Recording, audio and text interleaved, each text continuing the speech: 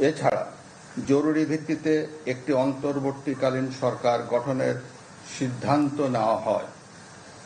সকল দল ও অংশীজনদের সাথে আলোচনা করে গঠিত অন্তর্বর্তীকালীন সরকার যত দ্রুত সম্ভব নির্বাচনের ব্যবস্থা করবে।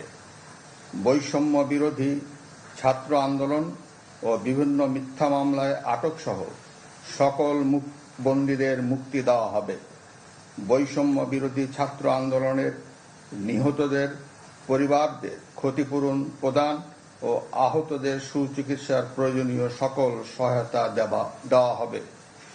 সর্বসম্মতিক্রমে বিএনপির চেয়ারপারসন বেগম খালেদা জিয়াকে মুক্তি দেওয়ার সিদ্ধান্ত নেওয়া হয়।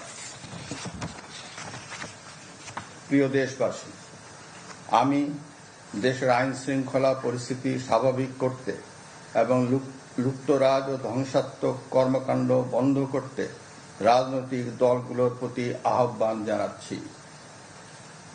জনগণের জানমাল ও রাষ্ট্রীয় সম্পদ রক্ষায় সশস্ত্র বাহিনীকে কঠোর পদক্ষেপ নেওয়ার নির্দেশ প্রদান করছি।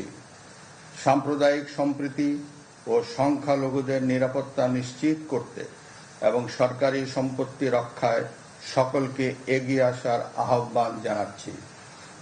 দেশের অর্থনীতি, প্রশাসন ও শিল্প কল কারখানা চালু রাখার লক্ষ্যে সকলকে কার্যকর ভূমিকা রাখার আহ্বান জানাই।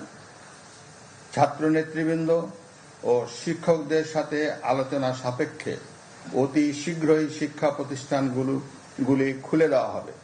এছাড়া যারা হত্যা ও সহিংসতার সাথে জড়িত নিরপেক্ষ তদন্তের মাধ্যমে তাদেরকে আইনের আওতায় আনা হবে।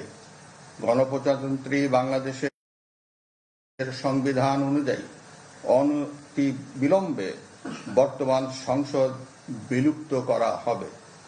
দেশের সকল অফিস আদালত আগামীকাল থেকেই স্বাভাবিকভাবেই চলবে।